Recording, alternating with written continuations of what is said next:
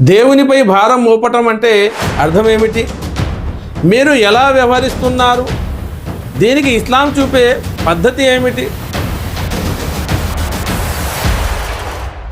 అస్సలాము అలైకుం వరహమతుల్లాహి వబరకాతు. ప్రియ సోదర సోదరీమణులారా, ప్రవక్త ప్రవచనం కార్యక్రమంలో భాగంగా ఈనాటి హదీసు. హజరత్ అనస్ రజియల్లాహు తాలా అన్హు వారి ఉల్లేఖనం ప్రకారం ఒక వ్యక్తి ప్రవక్త సల్లల్లాహు అలైహి వసల్లం సన్నిధిలోకి హాజరై, దైవ ప్రవక్త, నేను ఒంటెను కట్టివేసి దైవంపై భారం మోపనా లేక వదిలేసి దైవాన్ని నమ్ముకోవాలా అని అడిగాడు.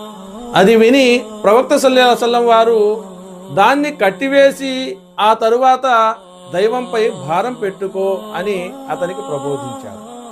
సోదర మహాశివులారా, దైవంపై భారం మోపటం అంటే కొందరు చేతులు ముడుచుకొని కూర్చోవటం అని భావిస్తారు. అది సరైన భావన కాదు.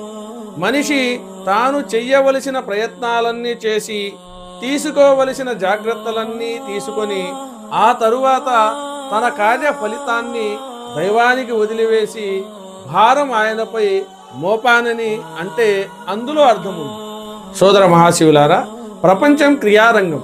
ఇక్కడ చేసుకున్న వారికి చేసుకున్నంత ఫలితం మటుకు దైవానికే హస్తగతమై ఉంటుందని, కృషి చేసి చేపట్టిన కార్యం నెరవేర్చటం ఆయన కరుణా అనుగ్రహాల వల్లనే సాధ్యమని నమ్మాలి.